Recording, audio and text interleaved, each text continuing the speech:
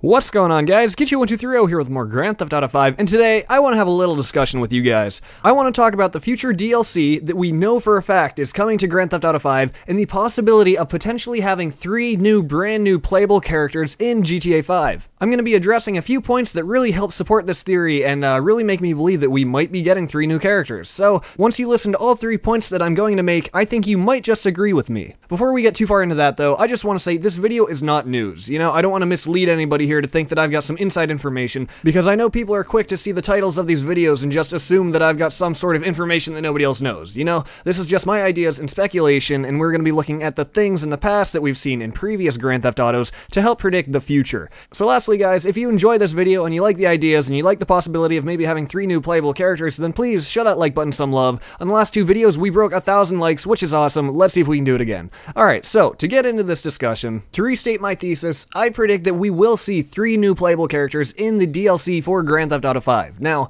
at this point, we don't really know exactly what the DLC is going to be. There's speculation that it's going to be the casino DLC that will add like gambling and casinos and horse racing and things like that, and betting and all those things, but you know, that's kind of besides the point. It doesn't entirely matter what the DLC is going to be in particular, but the fact that we might be getting some new characters. Now, here's why I think that. The first reason, and these are really in no particular order, but the first reason is that, well, if you beat the story for Grand Theft Auto 5, then you kind of know that the story doesn't leave off in a good place to continue the story with the 3 same playable characters that we've had. You know, it would be kind of difficult for it to pick up with Michael, Trevor, and Franklin, and obviously I don't want to put any spoilers in this video, so I'm not going to go into too much depth on this. If you've already beat the story, then you know what I'm talking about. Let's keep spoilers out of the comments, guys, just in case, you know, there are some people who haven't beaten the game yet. Don't spoil it for anybody. But like I said, if you beat it, then you know what I'm talking about. So it would be difficult for Rockstar to just pick up the story and, you know, bring us a new DLC still using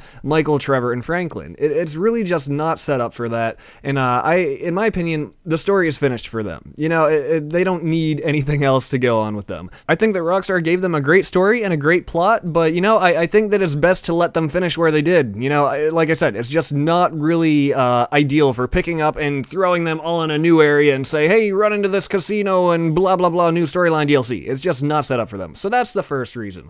But the second reason, and maybe even a better, you know, better line of logic, better line of reasoning than the first, is the fact that one of the most revolutionary things about this game, one of the most revolutionary things about Grand Theft Auto 5 was the character switching system. That was really the first game that we'd ever seen do something like that. You know, in previous games such as Just Cause and previous Grand Theft Autos and Saints Row and all that, there's only one protagonist. But Grand Theft Auto 5 threw a total curveball and made 3 protagonists. And not only did they make 3 protagonists, but they made it so that you could switch between them at any point. You know, you could be on one end of the map with one character, and then in the click of a button, switch to the other character in the middle of, you know, doing whatever you're doing, and go to the other side of the map and play somebody with an entirely new personality and, you know, just their own story. It was something that was never seen before, and Rockstar bragged it up to no end. You know, it was one of the biggest selling points of the game, actually, in my opinion. You know, that was one of the biggest things that you heard people talking about. Hey, you hear about Grand Theft Auto 5? It has 3 playable characters this time. What? No way! So,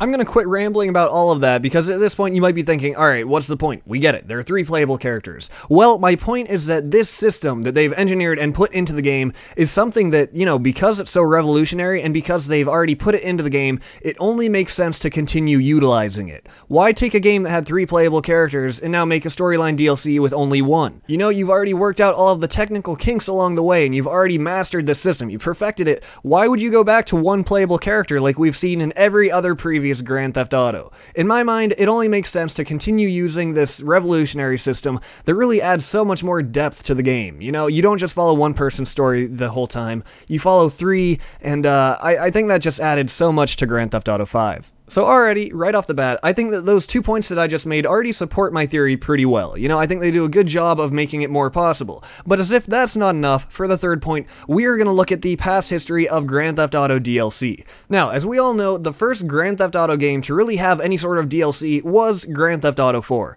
I'm sure that Rockstar would have done it sooner for previous Grand Theft Auto games, but, you know, technology was too limiting at the time. It wasn't really advanced enough, storage spaces on consoles wasn't large enough to even make it possible to download upload additional content to a console. Internet speeds were just too slow, it would have been impossible. So the age of Grand Theft Auto 4 was really when we hit that line where DLC became possible and they were able to throw new storyline DLC at our faces. And I think we can all agree that storyline DLC was totally awesome. So why am I saying all of this? Well, in Grand Theft Auto 4, obviously, you had the single-player game that shipped on the disc, and that was Nico's story with his cousin Roman and all that. But then, a little while later, they came out with the first storyline DLC, The Lost and the Damned. Now, this one features biker Johnny Klebitz as the playable character. You know, Nico really had nothing to do with it. It was an entirely separate storyline, and it focused purely on him. So then, a few months later, we got the second storyline DLC for GTA 4, and that was The Ballad of Gay Tony. Now, this one focused on Luis Lopez, and he was the protagonist. He was the guy that we were playing as, and once again, it had nothing to do with Nico, and nothing to do with the guy from The Lost and the Damned either.